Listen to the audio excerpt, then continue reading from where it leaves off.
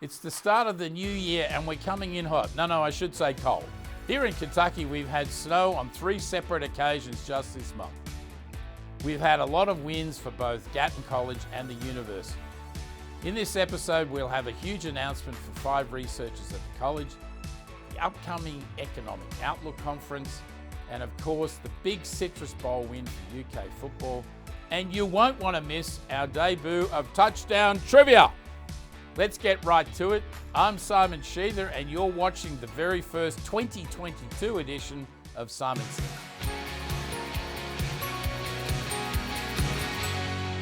I never get tired of sharing how our students, faculty, staff, and alums make such a positive difference in the world. Today is no exception. A few years ago, Dr. Gail Hoyt in the Department of Economics started an Economics of Altruism class, offering our students real-world experience working with local non-profit organisations. And this year, a generous donor stepped up to make this experience even more special for our students. Here's Gail to tell us about her altruism class. Hey Simon, one of the things I love about our students is that so many of them are always looking for ways to give back. In my course on the economics of altruism, I see them bring their compassion and skills to help local nonprofit organizations using economic analysis.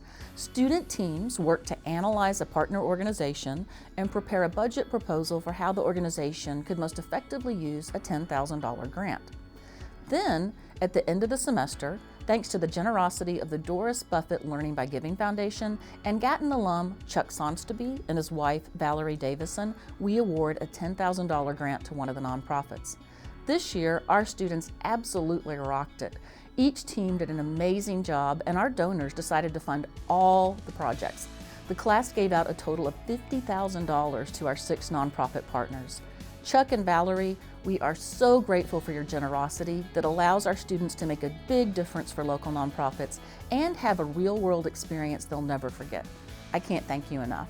You've always heard me say our faculty are among the best in the world, and now this statistician has outstanding data to back up this claim. 5 of our faculty were recently named among the top 2% of researchers in the world. Today I have Gatton's Associate Dean for Research joining me, who just so happens to be one of these 5. Welcome, John Pelosa, and a big congrats to you. Well, thanks. I'm happy to be part of that group. You are also part of that group, in case you hadn't mentioned that yet. Congratulations back to you, sir. Yes, I'm also delighted. Thank you, John. It's very heartening to realise that other researchers cite your work so much. I think this is especially meaningful because it has the idea of science behind it. Standing on the shoulders of giants is the notion of science.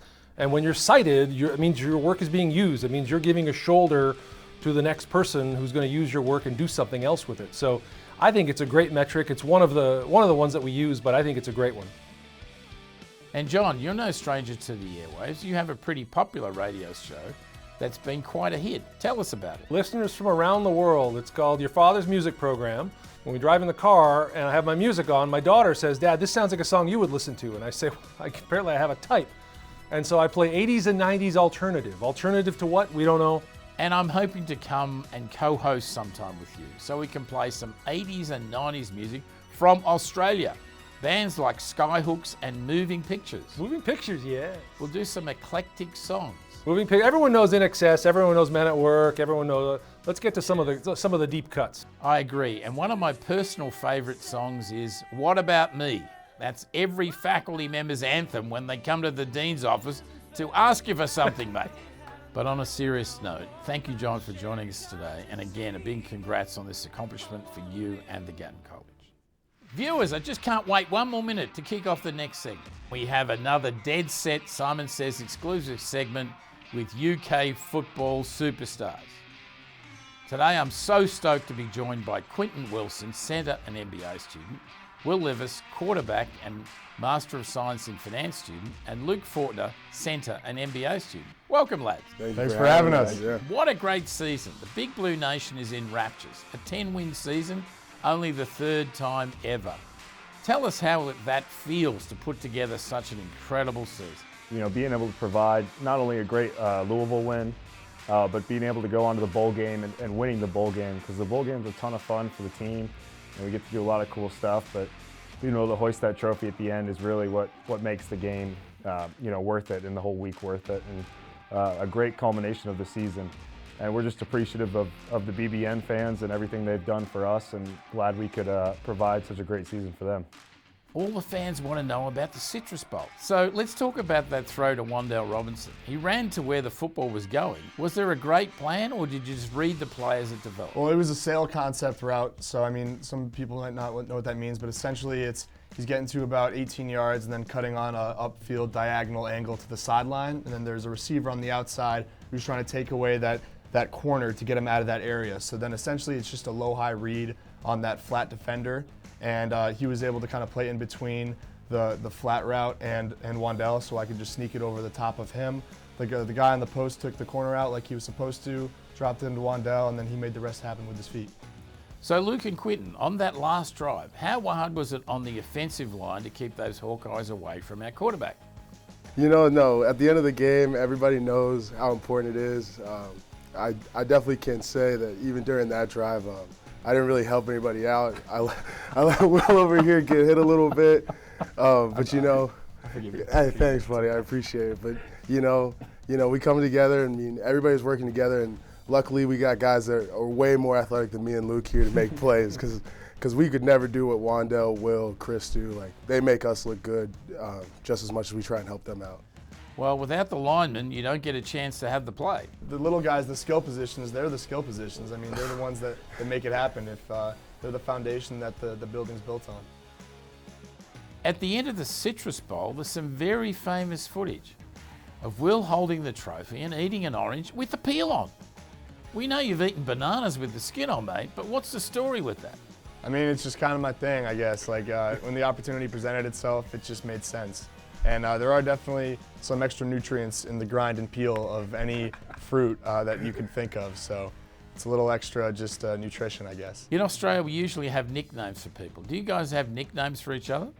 I know Luke's nickname is Old Man, at least to the offensive line. He came back for his 6th year, and he's basically the grandpa of the group, and so we like to mess with him about just being older than everybody. He's like, back when I was a freshman, and that was what?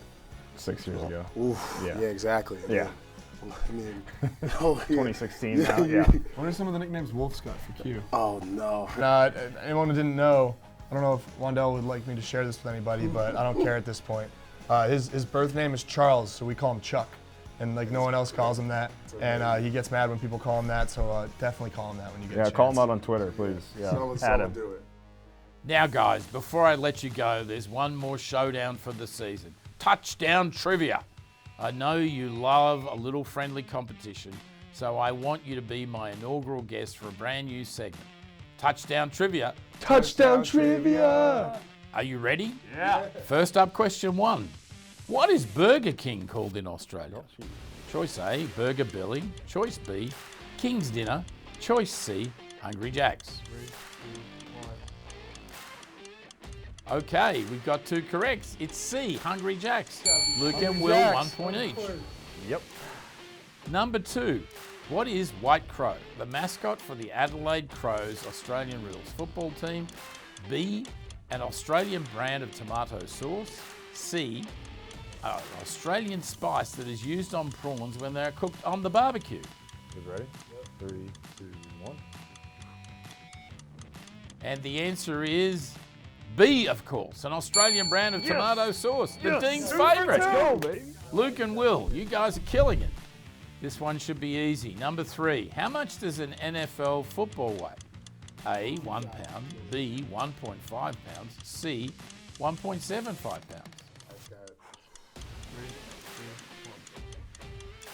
A is correct. I thought you guys would know this one. That was the easy question on that test. Good job. 1 point for Quinton. Okay, the next one. Well, this is for you. As an Oreo cookie lover, you might have a bit of an advantage, mate. Yes. Which of the following has never been released as an Oreo flavour? A, maple bacon Oreos. B, cupcake filled Oreos. C, hot chicken wing Oreos. Who would want to eat any of those flavours, viewers? All right, ready? Yeah. 3, 2, 1. The answer is actually A, maple bacon Oreos. Wow. Hot chicken wing? I can't imagine there being chicken wing Oreos, but maybe that should be the grand prize here on Touchdown Trivia. As a math nerd, we have to have a math question. And you are graduate students at a prestigious business college, so you must make us all proud. Okay. So, we're going to put up an equation. Yep. Can we put the equation Got up, it. please? 5 to the x minus 3 to the x equals 16. Solve for x. Come on, Simon. Easy. Can I get extra points for this one? Because I know this one. Come on. Okay. Come on. What have we got? 2, 2. 2, and 2. You're a bunch of geniuses. Absolute dead set geniuses. Let's go. Well done. Let's go. Q wants to know if he gets extra points for showing his work. Yeah, I showed my work. Can I get an extra point so we're all tied? Yes, I'll give Quinton 1 extra point for showing his work, so we're a tie. Congratulations, guys, and thanks for being our guests on Touchdown Trivia. Touchdown trivia. And more importantly, making us all so proud on and off the field. Thanks so much for having us. Thank you. Really appreciate it. And viewers, be sure to check out more on these rock star players in the latest issue of our Transform magazine. Touchdown trivia. What a way to kick off the new year. That just about wraps up this January episode of Simon Says. But first, I want to remind you that the Economic Outlook Conference is coming to UK. Join us on February 8th for our 33rd annual event. You won't want to miss it. Our keynote speaker is Mark Schweitzer, the Senior Vice President of Research at the Federal Reserve Bank of Cleveland. Thanks for joining us. We'll see you next month. Be well and go Cats.